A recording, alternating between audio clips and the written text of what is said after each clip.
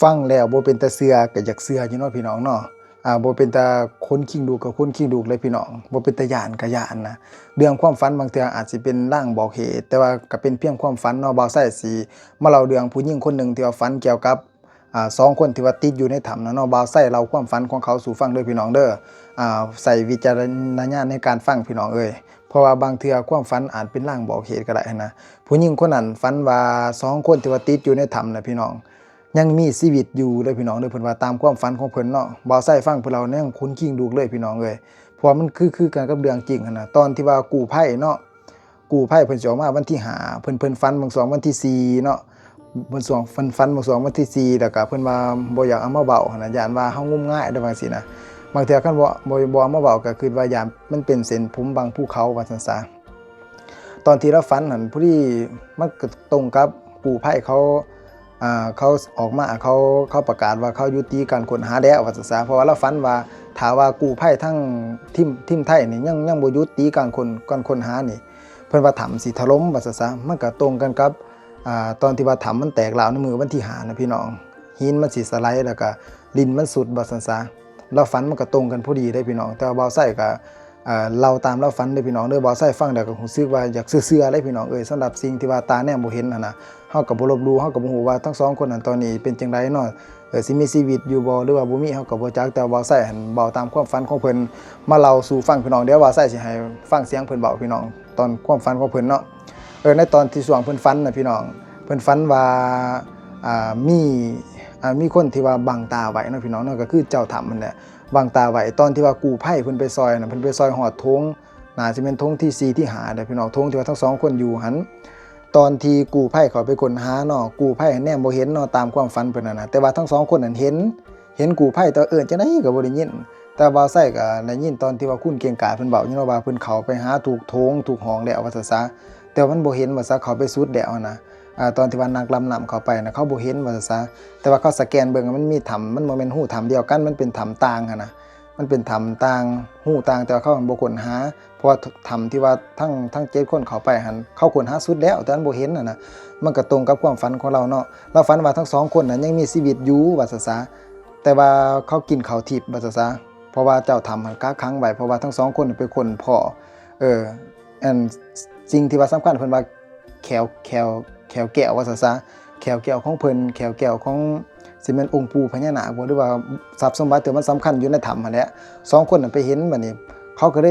ได้กักขังไว้เขาจับไว้น่ะสิแม่นใส่โทษบ่เนาะใส่โทษเพิ่นว่า71วันเนาะพี่น้องเนาะ71เพิ่นจึงสิปล่อยมาว่าซั่นซะ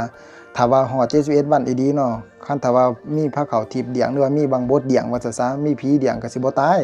แต่ถ้าว่าถูกขังด้วยน้ำแบบธรรมชาติเนาะ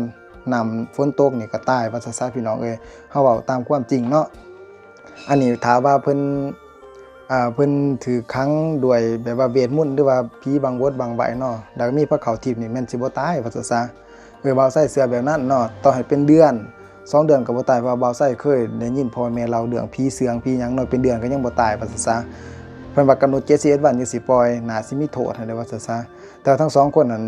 มี2จิต2ใจอยู่ว่าสิออกมาดีบ่หรือว่าบ่ออกมานะว่าจากหลายสิ่งที่ว่ามันสำคัญเนาะก็คือสิ่งที่เพิ่นค้นหาได้ก็คือแขวเพชรบ่หรือว่าประมาณนี้ละบ่าวใส่ฟังเนาะถ้าว่าผิดก็ขอโทษนำวัตถุที่มันสำคัญว่าซั่นซะอยู่ในถ้ำหันแต่ว่าบัดนี้แต่ว่าทั้ง2คนหันยังบ่ทันยอมปล่อยว่าซั่นซะสิ่งที่ว่าเพิ่นได้หันนะแต่ว่าในความฝันนี่แต่สำหรับบ่าวใส่คันเป็นบ่าวใส่ปล่อยถิ่มเบิดเนาะเอาชีวิตก่อนเนาะตอนนี้เนาะพี่น้องเนาะบัดนี้หลังจากนั้นแล้วเนาะพี่น้องเพิ่นบอกว่าในความฝันนะเพิ่นบอกว่าทั้ง2คนก่อนสิเข้าไปถ้ำหันมีการเว้าลบหลู่ว่าซั่นซะบ่สนใจผีบ้านผีเรือนบ่เกรงกลัวว่าซั่นซะเจ้าที่เจ้าทานผีปู่ผีย่าหรือว่าผีเจ้าป่าเจ้าเขาว่าซั่นซะอยู่ในถ้ำน่ะเขาไปเลยแบบบ่ย้านอีหยังแต่ว่าวันนี้หลังจากที่ว่าเขาไปแล้วมันออกบ่ไหลนะออกบ่ไหลแต่ว่าผู้หญิงคนนั้นที่ว่าเพิ่นเล่าความฝันเนาะพี่น้องเนาะบ่าวใส่เว้าสู่ฟังเด้อเพิ่นเล่าความฝันว่าตอนที่ว่าเพิ่นฝันหันเพิ่นมีเขาบอกว่าให้ไปขอขมาว่าซะเพิ่นว่าซั่นนะขอขมาอยู่ปากถ้ำอยู่ทางตะเวนออกเพิ่นจึงสิอ่อนสิยอมแล้วก็เพิ่นจึงสิปล่อยว่าซั่นซะแต่ว่าบ่าวใส่ก็เห็นทีมกู้ภัยเพิ่นก็เฮ็ดเบิดทุกอย่างหันนะแต่ว่าก็ยังบ่ทันเห็นบางเทื่อบ่ทันฮอดครบ71วันบ่ตามความฝันเพิ่นนี่คือบ่าวใส่เราเนาะเราตามเพิ่นเล่ามาบ่าวใส่ก็ฟังแบบนี้หันนะบ่าวใส่ก็เลยมาเว้าสู่ฟังแต่ว่าบ่เป็นตาเชื่อก็ เป็นสีหยันๆอยู่ภาษาเวลาเฮาฟังเนาะเป็นหน้ากลัวๆอยู่นะสำหรับบ่าวไส้นะความฝันอยู่แต่มันก็ฝันแปลกๆแม่นบ่ล่ะพี่น้องแล้วบ่าวไส้มาให้มาฟังตอนที่เพิ่นเบาเล่าความฝันเลยพี่น้องเป็นมื้อที่3ที่ว่าค่อยเก็บความฝันค่อยไว้เนาะถ้าค่อยบ่เล่ามันก็คือสิเป็นเส้นผมบังภูเขาเอาไว้เนาะก่อนอื่นมันก็ขออนุญาตเลยทุกคนก่อนที่ว่านักกู้ภัยชาวไทยที่ว่ายังบ่ทันได้กลับเนาะคืนมื้อวันที่5บอกค่อยฝันเนี่ยนะคืนมื้อวันที่5ค่อยฝันว่าญาณพญานาคสายญาณพญานาคที่ว่าค่อยรักษาอยู่นะมาเข้าความฝันค่อยว่า2คนที่อยู่ในถ้ำนะทุกคนยังบ่ทันตายเนาะยังบ่ทันตายสาเหตุที่ว่ากระเจ้าออกมาบ่ได้ก็คือกระเจ้าไปขุดได้เขี้ยวริมงามของเพิ่นว่านะนี่ย้ำเด้อทุกคนเด้อนี่คือความฝันของค่อยนะทุกคนเนาะฝันจริงฝันแท้เลยแบบเล่าก็ยังคนหนาวออกไปเว้าสู่คนอื่นพูดก็ยังคนหนาวแตกเนาะออกมาบ่ได้ย้อนว่าไปขุดได้เขี้ยวริมงามของเพิ่นว่า2คนนี้ก่อนสิเข้าถ้ำมันน่ะก็เว้าแบบเว้าจาบ่สุภาพนะแบบคือว่าท้าทายบ่ย่านผีป่าผีบ้านผีเมืองเพิ่นละว่าจังซี่เนาะแต่ว่ายังบ่ทันตายเด้อ2คนนี้นะมีพาเข้าทิพย์ไม่กินตอนนี้แล้วมันมีแนวบังเอาไว้บ่สามารถออกมาได้และในความฝันของข้อยนะ2คนนั้นนะเจ้านั่งกอดกันอยู่เลยอยู่พุ่งเมืองหินแต่ว่ากู้ภัยไทยนะไปโซกบ่เห็นแต่ว่ากระเจ้าเห็นกู้ภัยหั่นอยู่ในความฝันของข้อยเด้อเจ้าเนาะกระเจ้ามันออกมาบ่ได้ย้อนว่าเจ้าที่เจ้าทางเพิ่นสิขังเอาไว้เพิ่นว่านะฮอด71มื้อเลยแล้วเพิ่นสิปล่อยอันนี้เป็นความฝันของข้อยเนาะตอนนี้หั่นละแม่นยังบ่ได้เสียชีวิตทุกคนเพียงแต่ว่าออกมาบ่ได้บ่ฮอดกำหนดเวลาเพิ่นบ่ปล่อยเพิ่นว่าจังซี่เนาะอันนี้มันค่อยฝันความฝันของข้อยเจ้าข้อยก็บ่อยากเล่าเต็มที่คันว่าเล่าไปคือว่าตัวเองสิสร้างเรื่องเปื้องขึ้นมาจังซี่นะแต่ในความฝันของข้อยก็ฝันแบบนี้แท้ๆทุกคนฉะนั้นถ้าว่าหากว่ากู้ภัยคนไทยหากว่ายังโซกไปอีกนะเพิ่นว่าเพิ่นสิทำมันถล่มแต่ถ้าว่ายุติเห็นบ่มื้อคืนที่ว่าค่อยฝันตื่นมาแล้วการทีมกู้ภัยคนไทยเพิ่นก็ประกาศตอนหัวแรงมันเพิ่นประกาศถอนกำลังออกจังซี่นะเจ้าแล้วก็กับความฝันข้อยเป็นหยังคือเป็นแบบนี้เนาะก็ยังงงเองเนาะแล้วอันโซค่อยสิสวดตื่นนะเขาว่าต้องไปขอขมาอยู่ทางทิศตะวันออกหน้าถ้ำเนาะจังสีได้คนนั่นนะว่าสีนี่อันนี้คือความฝันของข้อยเนี่ยเจ้าข้อยบ่อยากเล่าเต็มที่แต่คือว่าบ่เล่าก็คือเส้นผมบังภูเขาเอาไว้สินะเจ้าเล่าเพราะว่าแล้วก็อีตนครอบครัวของเพิ่นเนาะก็ขอให้บุญบารมีที่ว่าค่อยสร้างมานี่นะก็ขออุทิศบุญกุศลให้2คนนั้นนะอยู่รอดปลอดภัยให้พระคุ้มครองเทวดารักษาเพิ่นเอาไว้เนาะเพราะว่าเจ้าบางเรื่องก็เป็นสิ่งที่เราเบิ่งบ่เห็นก็อาจจะมีแท้นะ